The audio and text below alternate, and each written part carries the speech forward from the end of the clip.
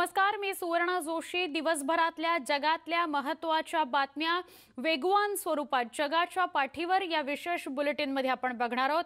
सुरुवात करूयात। देशात कोरोनाचा कहर सुरूच आहे। गेल्या 24 तासात देशात 64,531 नव्या कोरोना बाधितांची नोंद झाली आहे, तर काल 1092 जणांचा कोरोनामुळे मृत्यू झालाय।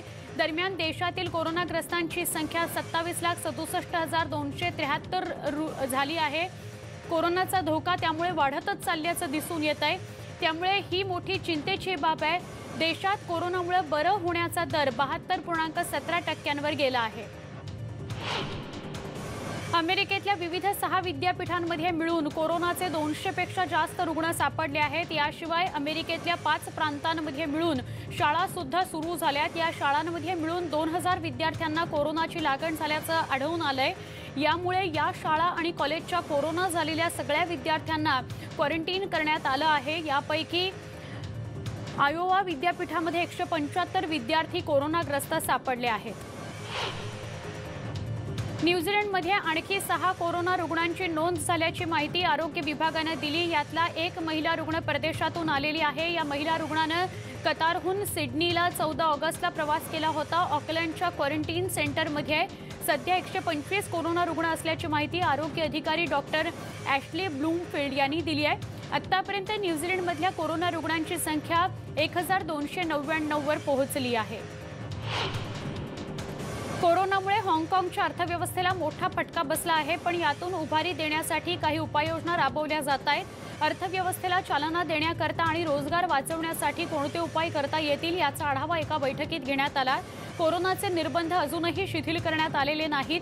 परिस्थितीशी सामना करण्याकरता सरकारने सामाजिक अंतर आणि इतर नियमांचं पालन करण्यात आलं होतं। बॅरेलिक बेटांहून ऑस्ट्रियात परतणाऱ्या पर्यटकांना क्वारंटाईन व्हावं लागणार आहे, कारण या बेटांचा समावेश ऑस्ट्रियानं हाय रिस्क रिजनच्या यादीत केला आहे। यामुळे सोमवारपासून पर्यटकांना क्वारंटाईन राहावं लागेल। कोरोना चाचणी निगेटिव्ह आल्यानंतरच पर्यटक इथून पुढे जाऊ शकतील। तसंच सगळ्या सीमांवरही निर्बंध कडक करण्यात आले आहेत। जगभरात कोरोना बाधितांच्या संख्येत मोठ्या प्रमाणात वाढ होत आहे। दरम्यान कोरोनावर नियंत्रण मिळवण्यासाठी अनेक देश लसीवर संशोधनही करत आहेत। अशातच अनेकांनी आक्षेप घेतला असला तरी रशियानं जगातील सगळ्यात पहिल्या कोरोना विरोधातील लसीची निर्मिती केली आहे। स्पुटनिक व्ही या नावानं तयार करण्यात आलेल्या रशियाच्या लसीच्या मागे महत्त्वाची भूमिका पार पाडणारे RDIFचे मुख्य अधिकारी किरिल दिमित्रेव यांनी एक इच्छा व्यक्त केली आहे। आपण भारतातही लसीचं उत्पादन सुरू करण्यासाठी उत्सुक असल्याचं मत त्यांनी व्यक्त केलंय। दक्षिण कोरियामध्ये सार्वजनिक सभा मेळावे घेण्यास बंदी घालण्यात आली आहे। कोरोना संक्रमण वाढल्यामुळे church, night club, buffet, restaurants, computer, gaming, cafe बंद करण्यात आलेला आहे।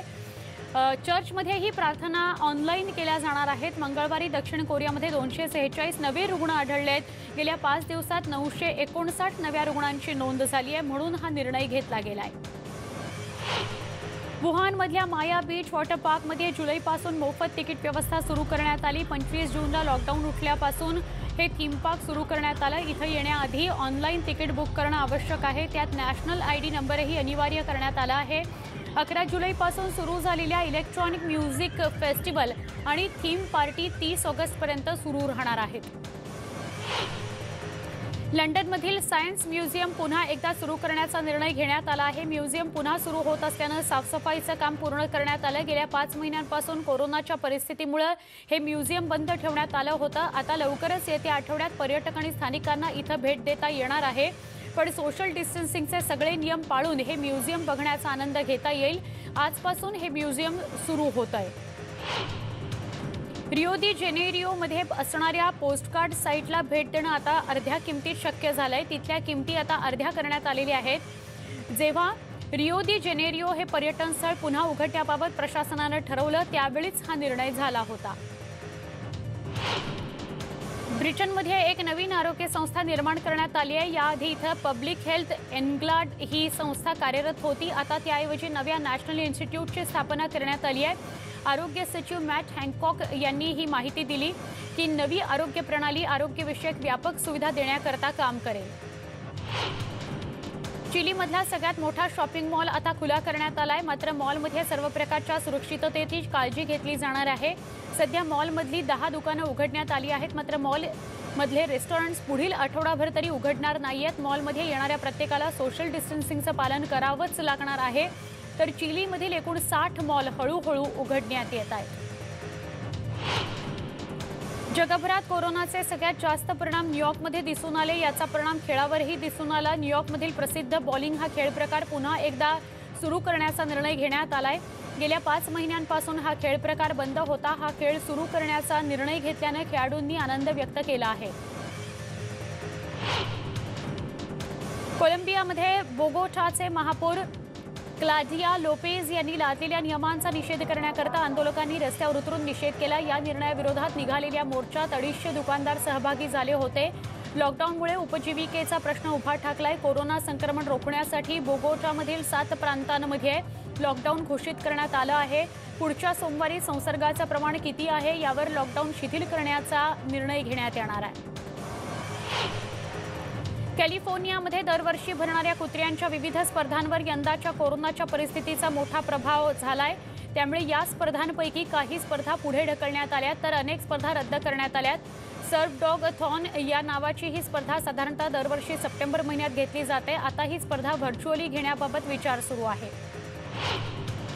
सुरक्षेच्या दृष्टीने मास्क लावणं अत्यंत महत्त्वाचं आहे। अनेक ठिकाणी मास्क लावणं अनिवार्य करण्यात आलं असून न लावल्यास दंड आकारण्यात आला आहे। बाजारातही विविध प्रकारचे मास्क उपलब्ध आहेत, मात्र अनेकांना मास्क लावण्याचा कंटाळा येतो। मात्र आता चेहऱ्यावर मास्क लावणारी मशीन आली आहे। मशीनचा एक व्हिडिओ जोरदार व्हायरल होतोय। कोरोनाच्या संकटात मास्क लावणारं मशीन अत्यंत महत्त्वाचं मानलं जात आहे। जर्मन चान्सलर अँजेला मर्केल यांनी मंगळवारी सांगितलंय की कोरोना व्हायरसच्या सद्यस्थितीच्या आधारे यापुढे निर्बंध कमी करण्यात येणार नाहीत। नवीन संक्रमणाची वाढती संख्या पाहता लोकांनी नियमांचं काटेकोरपणे पालन करण्याचं आवाहन मर्केल यांनी केलं आहे।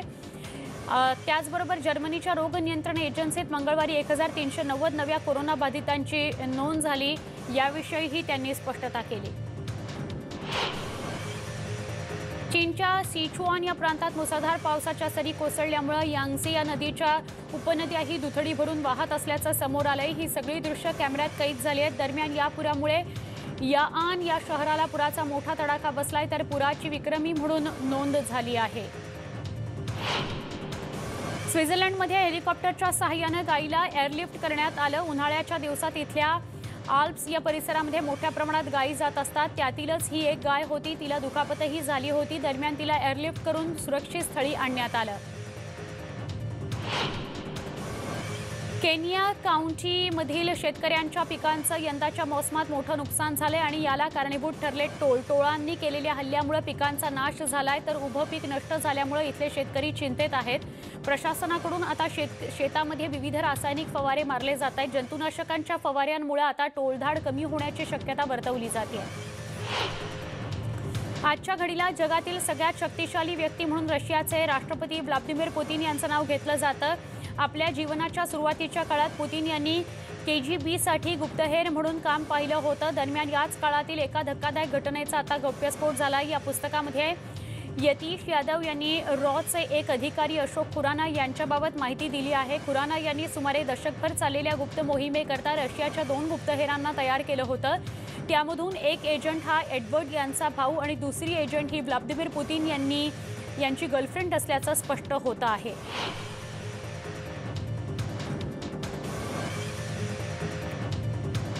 बातमी आहे पाकिस्तानमधून। पाकिस्तानच्या केंझर या तलावामध्ये एका बोटीचा अपघात झाला होता। यामध्ये आतापर्यंत 10 लोकांचा मृत्यू झाल्याची माहिती समोर येते, तर या मृत व्यक्तींच्या अंत्यसंस्कारासाठी त्यांच्या नातेवाईकांनीही उपस्थिती लावल्याचं दिसून आलं। एका लहान बोटीमधून तिथल्या लोकल पर्यटकांना घेऊन ही बोट निघाली होती। यावेळी तिचा अपघात झाल्याची माहिती मिळते।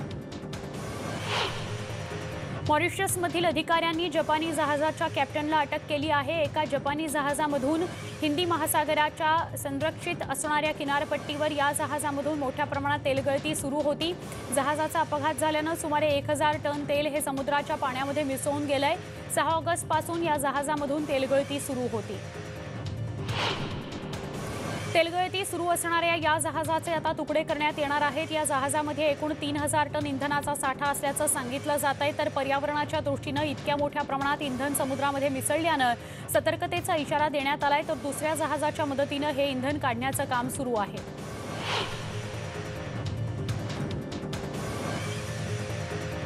युरोप खंडातील सगळ्यात मोठा video game festival Germany Gamescom यावर्षी ऑनलाईन साजरा करण्यात येणार आहे। कोरोनाच्या परिस्थितीमुळे या फेस्टिवलच्या इतिहासात पहिल्यांदाच अशा प्रकारे तो साजरा केला जातो आहे। दरवर्षी 3.5 लाखांपेक्षा अधिक नागरिक या फेस्टिवलमध्ये सहभागी होत असतात, पण यावेळी तो ऑनलाईन पद्धतीने साजरा करण्यात येणार आहे। इस्रायल विरोधातील कारवाई आणखी वाढवू नका असा इशारा इस्रायलच्या पंतप्रधानांनी दिला आहे।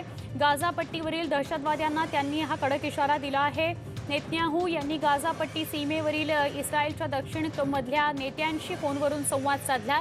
त्यावेळी त्यांना अगदी कडक शब्दात इशारा त्यांनी दिला आहे। मंगळवारी पॅलेस्टाईन दहशतवाद्यांनी गाझा पट्टी इथून इस्रायलच्या दिशेने हल्ला केल्याचं सैन्यानं सांगितलं। दरम्यान यामध्ये कोणतीही जीवितहानी झाली नसल्याचं त्यांनी स्पष्ट केलं। इस्रायलमधील गाझामधील वीज प्रकल्प मंगळवारी बंद पडला। यामुळे या परिसरातील 20 लाख नागरिकांना सुमारे 4 तासच वीज पुरवठा करण्यात आला। पॅलेस्टाईन दहशतवाद्यांनी इस्रायलवर हल्ला केल्याची माहिती सैन्याने दिली आहे। बेलारूसमध्ये या पूर्व युरोपातील देशात घेण्यात आलेल्या निवडणुकांमध्ये हस्तक्षेप केल्याचा विरोध करत इथले नागरिक रस्त्यावर उतरले। दुसरीकडे देशाचे विद्यमान राष्ट्राध्यक्ष अलेक्झांडर लुकाशेन्को यांनी विरोध करणाऱ्यांना स्पष्ट शब्दांमध्ये इशारा दिला। मी जिवंत असेपर्यंत पुन्हा निवडणुका होणार नाहीत, मला गोळ्या घाला आणि निवडणुका घ्या असं लुकाशेन्को यांनी सांगितलं आहे। अधिवेशनाच्या पूर्वसंध्येला माजी फर्स्ट लेडी मिशेल ओबामा यांचं भाषण फूट पाडणारं होतं असं अध्यक्ष डोनाल्ड ट्रम्प यांनी म्हटलंय। दरम्यान ट्रम्प यांनी व्हाईट हाऊसच्या मंगळवारी झालेल्या एका कार्यक्रमात सांगितलं की त्या जे काही बोलल्या ते मी ऐकलं आहे आणि त्यांनी हे भाषण थेट लाईव्ह करायला हवं होतं। जे त्यांनी केलं नाही त्यांचं भाषण रेकॉर्डेड होतं असा आरोप अध्यक्ष डोनाल्ड ट्रम्प यांनी केला आहे। स्पेस एक्सने मंगळवारी 3 लहान पृथ्वी निरीक्षण सॅटेलाइट लॉन्च केली आहेत। या महिन्यातील दुसरा स्टारलिंक मशीन आणि 2020 मधील स्पेस एक्सचं 14वा मिशन असल्याचं यावेळी सांगण्यात आलं।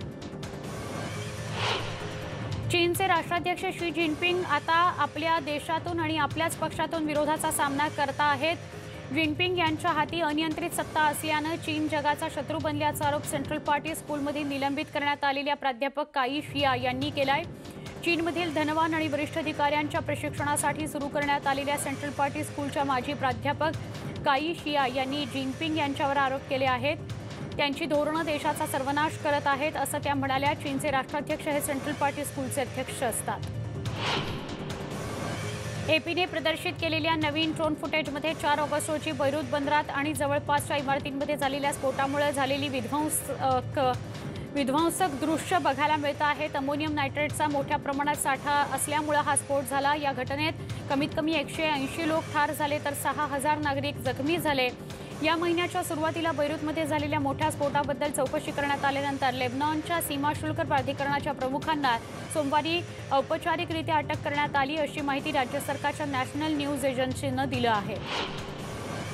कॅलिफोर्नियाच्या डेथ व्हॅलीमध्ये रविवारी 130 अंश फॅरेनहाईट म्हणजे 54.4 डिग्री सेल्सिअस तापमान असल्याचं जागतिक हवामान संघटनेनं अर्थात WHOनं सांगितलं आहे। तर WHOचे प्रवक्ते क्लेअर न्यूलिस यांच्या मते हे तापमान 1931 पासूनचं पृथ्वीवरील सगळ्यात उच्च तापमान आहे। जपानमध्ये सोमवारी उच्च तापमानाची नोंद झाली। यावेळी तापमानात मोठी वाढ झाल्याची माहिती देण्यात आली।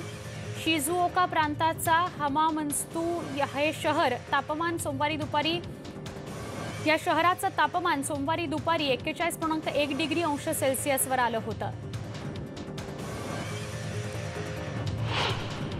उत्तर कोरिया दरवर्षी आपल्याकडे असलेल्या अणुबॉम्बच्या साठ्यामध्ये वाढ होत असते, त्यामुळे जगावरचे अण्वस्त्रांचे काळे ढग वाढतच राहतात। अमेरिका सरकारच्या एका अहवालानुसार किम जोंग उन यांच्या उत्तर कोरियाकडे सध्या 60 पेक्षा जास्त अणुबॉम्ब आहेत। या अणुबॉम्ब अमेरिका, जपान आणि दक्षिण कोरियाच्या विरोधात वापरले जाऊ शकतात। याशिवाय उत्तर कोरियाकडे 5000 टन रासायनिक अस्त्र सुद्धा आहेत। पाकिस्तानचे परराष्ट्र मंत्री शाह महमूद कुरेशी यांच्या एका विधानामुळे पाकिस्तानला मोठा फटका बसला आहे। सौदी अरेबियाबद्दल काही अनुद्गार कुरेशी यांनी काढले होते। यामुळे नाराज झालेल्या UAEचे क्राउन प्रिन्स मोहम्मद बिन सलमान यांनी कुरेशी यांना भेटण्यास नकार दिला। सध्याच्या जागतिक अस्थिरतेच्या वातावरणामध्ये UAEनं नाकारणं पाकिस्तानला परवडणारं नाही. लडाख सीमेवर सुरू असणाऱ्या संघर्षामुळे आता अमेरिका आणखी एक पाऊल टाकण्याची शक्यता आहे. अमेरिका आता त्यांचं ॲडव्हान्स आणि घातक अणुबॉम्ब घेऊन जाणारं एक विमान तैनात करण्याची शक्यता आहे. भारताच्या वायुसेनेशी करार झाल्यानंतर अमेरिका हा निर्णय घेणार आहे. मात्र यामुळे चीनची चांगलीच कोंडी होण्याची शक्यता आहे. इस्रायल विरोधातील कारवाई आणखी वाढवू नका असा इशारा इस्रायलच्या पंतप्रधानांनी दिला आहे. गाझापट्टीवरील दहशतवाद्यांना त्यांनी हा कडक इशारा दिला आहे. नेत्याहू यांनी गाझापट्टी सीमेवरील इस्रायलच्या दक्षिणमधल्या नेत्यांशी फोनवरून संवाद साधला. यावेळी त्यांनी अगदी कडक शब्दात इशारा दिला. मंगळवारी पॅलेस्टाईन दहशतवाद्यांनी गाझापट्टीतून इस्रायलच्या दिशेनं हल्ला केल्याचं सैन्यानं सांगितलं. दरम्यान यामध्ये कोणतीही जीवितहानी झाली नसल्याचं त्यांनी स्पष्ट केलं. इस्रायलमधील गाझामधल्या वीज प्रकल्पात मंगळवारी तो बंद पडला. यामुळे या परिसरातील 20 लाख नागरिकांना सुमारे 4 तास वीज पुरवठा करण्यात आला. पॅलेस्टाईन दहशतवाद्यांनी इस्रायलवर हल्ला केल्याची माहिती सैन्यानं दिली आहे. चीनच्या ज्या वुहान प्रांतातून कोरोनाचा जगभर प्रसार झाला त्याच वुहानमध्ये संगीताचा एक जाहीर कार्यक्रम नुकताच पार पडला. जाहीरपणे आयोजित करण्यात आलेल्या या रॉक शोमध्ये लोकांनी मोठ्या संख्येनं हजेरी लावली. वुहानच्या मधोमध असलेल्या वॉटर पार्कमध्ये हा रॉक शो आयोजित करण्यात आला होता.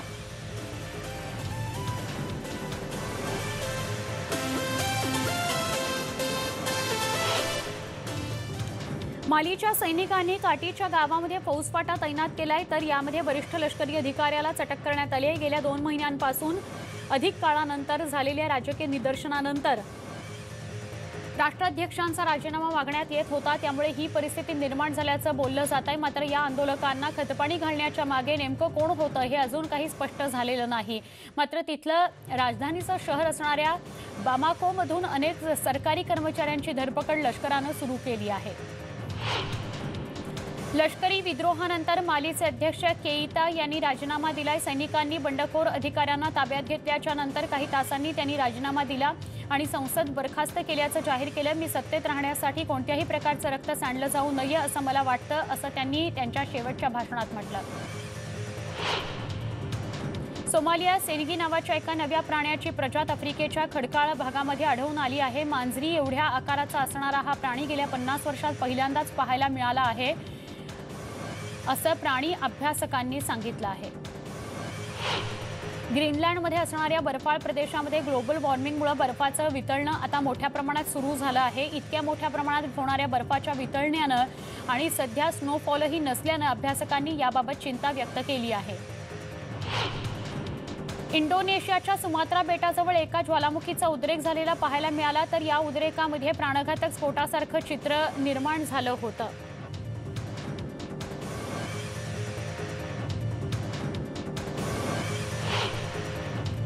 जगाच्या पाठीवर या विशेष बुलेटिनमध्ये इथे एक छोटासा ब्रेक. लगेच भेटूया अजून काही बातम्यांकरता. पहा फक्त न्यूज18 लोकमत.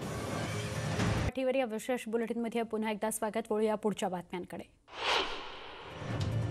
नोकरीच्या ठिकाणी लोकांना चेहरा झाकणं किंवा मास्क बंधनकारक करण्याचे आदेश देताना ब्रिटनमध्ये त्यात काही बदल करण्यात येऊ शकतात. कारण तपासणी योजनेमुळे बहुतेक लोक घरोघरी एकमेकांना भेटत असल्यामुळे कोणत्या ना कोणत्या चाचणीत ते दोषी असतात असं स्थानिक आरोग्य विभागाला वाटतंय. आरोग्य सचिव मॅट हॅनकॉक यांनी ही माहिती दिली. डिझायनर सारा कॉर्गने मास्क पुन्हा वापरण्यासाठी आणि विविध प्रकारचे मास्क निर्जंतुक करण्यासाठी एक खास प्रयोग करून बघितला. UV लाईटचा उपयोग नवीन कोरोना व्हायरस दूषित मास्क निर्जंतुक करण्याकरता केला जाऊ शकतो की नाही हे ती आता पाहते आहे. यामुळे लोकांना त्यांचे मास्क पुन्हा पुन्हा वापरता येऊ शकणार आहेत. बँकॉकच्या हद्दीत एका विद्यापीठातल्या क्रीडा मैदानावर सुमारे 2000 विद्यार्थी जमले होते. गेल्या 6 वर्षात थायलंडमध्ये सुरू असणाऱ्या राजकीय परिस्थितीवर या विद्यार्थ्यांनी एकत्र येऊन निषेध व्यक्त केला. तर लोकांना मिळणाऱ्या सुविधांमध्येही भ्रष्टाचार आणि राजकारण होत असल्याचं म्हणत विद्यार्थ्यांनी घोषणा दिल्या. रशियन आरोग्य मंत्रालय कोरोना व्हायरस लसीचं जे उत्पादन प्रक्रियेचे फोटो आणि व्हिडिओ लवकरात लवकर प्रसारित करणार आहे. अध्यक्ष व्लादिमीर पुतीन यांनी कोरोना व्हायरस विरुद्ध लस रोगप्रतिकारक शक्ती देणारी असल्याचा दावा केला होता. रशियातल्या अनेक शास्त्रज्ञांच्या मेहनतीमुळे ही घोषणा पूर्ण केली गेली आहे. अमेरिकेसह जगातल्या काही देशांनी रशियाने तयार केलेल्या या कोरोना प्रतिबंधात्मक लसीच्या संदर्भात काही आक्षेप घेतले होते.